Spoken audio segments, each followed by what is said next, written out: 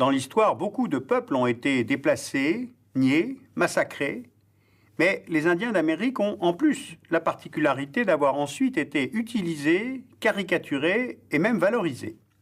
Souvenez-vous, dans les films, les westerns des années 50, ce sont des brutes à cheval, agressifs, sans pitié, mais ils deviennent un peu plus tard des nomades paisibles, victimes du progrès, dans, par exemple, Danse avec les loups.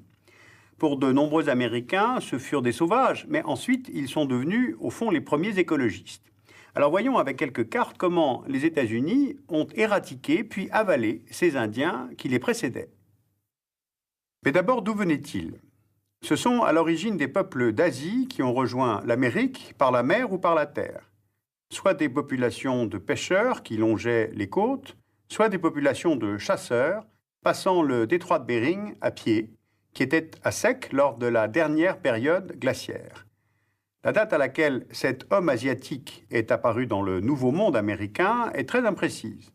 Les archéologues établissent la datation de leur présence entre moins 40 000 et moins 10 000 ans.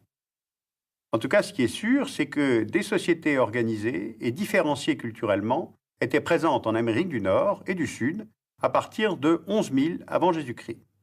L'Amérique n'a donc jamais été un continent vide, contrairement à ce que pensaient les pères fondateurs, les Pilgrim Fathers, puis ce qu'affirmèrent leurs successeurs, les explorateurs, puis les colons. Voici une carte des principales régions climatiques du continent nord-américain. C'est important, le climat, car la culture de ces Indiens les conduisait à des rapports très étroits avec leur environnement naturel, à une vision très claire de ce qu'un peuple prend à la terre pour vivre et à ce qu'il doit lui donner en retour. Le nord-est est une zone de conifères et de feuillus, de lacs, de torrents, qui s'étend des Grands Lacs et du fleuve Saint-Laurent jusqu'à la vallée du Mississippi et de la baie de Chesapeake. La dureté des hivers ne permet pas l'agriculture. Les tribus vivant là pêchent, cueillent, chassent. Ce sont les Nipissing, les Algonquins, les Iroquois, les Hurons, les Micmacs, qui nomadisaient en canoë d'écorce sur les lacs, déplaçant leurs wigwams coniques faits de branches et d'écorce. Eh bien, ce sont évidemment ces tribus du Nord-Est qui se trouvèrent face aux premiers immigrants venant d'Angleterre ou de France, en particulier des trappeurs pratiquant la traite des fourrures. Plus au sud des Grands Lacs vivaient les Ottawa, les Illinois, les Shawnees. Là, la terre est plus riche, on cultive le maïs, la courge, les haricots. Au sud-est, une zone plus arrosée, beaucoup de marais et de mangroves. La faune est variée et les sols fertiles. Les Indiens deviennent là agriculteurs, sédentaires. Ils obtiennent même 2 récoltes par an de maïs et de tournesol. Ceux de la côte faisaient pousser des bananes, de la canne à sucre, du tabac qu'ils fumaient. Ce sont les Séminoles, les Choctaws, les Natchez, les Cherokees, les Chickasaws. La partie centrale du pays est formée de plaines et de prairies. Là, d'énormes troupeaux de bisons se déplaçaient librement, sans obstacle naturel, se multipliaient car vivaient sans prédateurs. Ainsi, les Indiens des plaines, les Sioux, les Blackfoot, les Cheyennes, les Pawnees, les Comanches, vivaient par le bison. La viande pour manger, la fourrure pour s'habiller, la peau pour la maison. Au sud-ouest, la pluie est rare, les terres sont arides. C'est une région de plaines sèches, de canyons. Là vivaient les Hopis, les Navajos, les Pueblos, les Apaches du sud. Ce sont des tribus d'agriculteurs sédentaires qui cultivent le maïs, le coton, tissé et teinté par les femmes Hopis. Ils chassaient le petit gibier, se déplaçaient peu, vivant dans des maisons de terre que l'on peut encore voir aujourd'hui au Nouveau-Mexique ou en Arizona. Alors on le voit sur les cartes, cet immense continent renferme une grande diversité climatique qui induit des modes de vie économiques et culturels très différenciés entre tribus, mais avec un point commun entre elles, elles n'occupent pas leur territoire en permanence.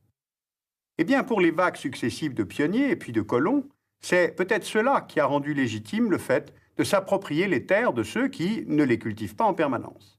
C'est l'opposition classique entre le sédentaire et le nomade, celui pour qui le travail est une valeur, à l'opposé de celui pour qui c'est un besoin. Voici la limite approximative des territoires des principales tribus indiennes. La dépossession va se faire progressivement, mais totalement, en 200 ans environ. En 1830, soit moins de 60 ans après l'indépendance américaine, le président des États-Unis, Andrew Jackson, fait voter par le Congrès le Indian Removal Bill. C'est une loi autorisant le déplacement vers l'ouest du Mississippi des tribus indiennes situées à l'est.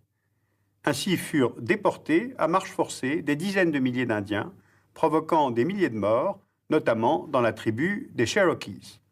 L'expression « piste des larmes » vient de cette déportation.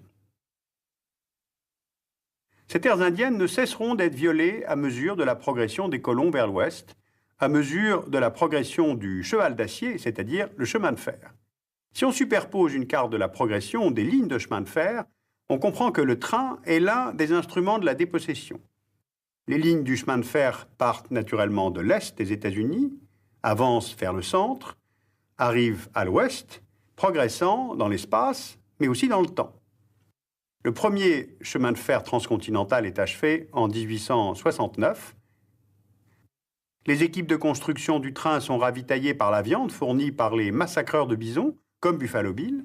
Par exemple, le Kansas Pacific organise à partir de 1868 des traversées pour tirer sur les bisons depuis les wagons du train aménagés à cet effet. Les bêtes sont laissées au sol, au mieux mortes, au pire blessées. Sachez qu'entre 1800 et 1890, le nombre de bisons en Amérique passe de 75 millions de têtes à 800. Massacrer le bison, c'est chasser les Indiens des plaines. C'est leur supprimer leur principale ressource. Et l'avancée des Américains vers l'ouest va peu à peu faire disparaître les Indiens de ces terres. En 200 ans, ils ont été expropriés, confinés dans des réserves, puis acculturés, christianisés, décimés par les maladies ou par l'alcool. On comptait entre 1 et 12 millions d'Indiens avant l'arrivée des Blancs. Eh bien, au moment du massacre final de Wounded Knee Creek de 1890, ils sont 250 000, selon le recensement de 1896. Voici maintenant une carte montrant les réserves actuelles au XXIe siècle. Elle n'est pas précise, car beaucoup d'Indiens vivent en ville, et la mixité s'est largement développée depuis plusieurs décennies aux États-Unis.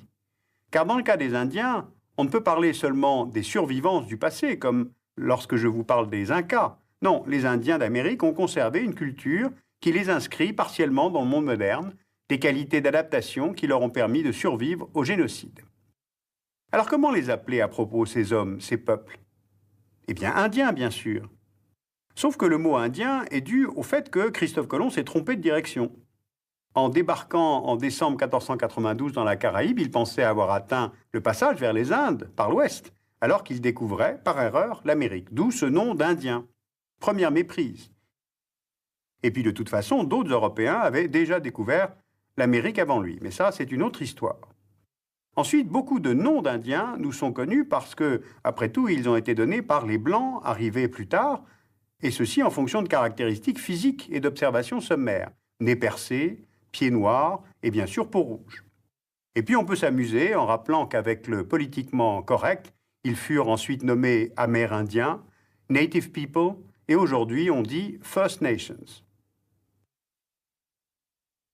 Or, cette façon de nommer n'est pas anecdotique. Elle touche évidemment à l'identité. Songez que l'État de l'Utah ne leur a accordé le droit de vote qu'en 1956. Les Indiens sont aujourd'hui 2 200 000 aux États-Unis. Leur démographie est à nouveau en hausse. Ils ont montré depuis la deuxième moitié du XXe siècle une grande capacité de résistance politique, économique, artistique. En fait, les Américains ont beaucoup perdu en ne préservant pas ces premiers hommes. Ils se sont souvent contentés de les récupérer, de les utiliser. Dakota, c'est un avion de chez Douglas. Cherokee, c'est une 4x4 de General Motors ou Ford, je ne me souviens plus. Tomahawk ou Apache, ce sont des missiles. Pontiac, c'est une voiture. Et Pocahontas, un film de Disney. Alors, les tribus touchent-elles des royalties?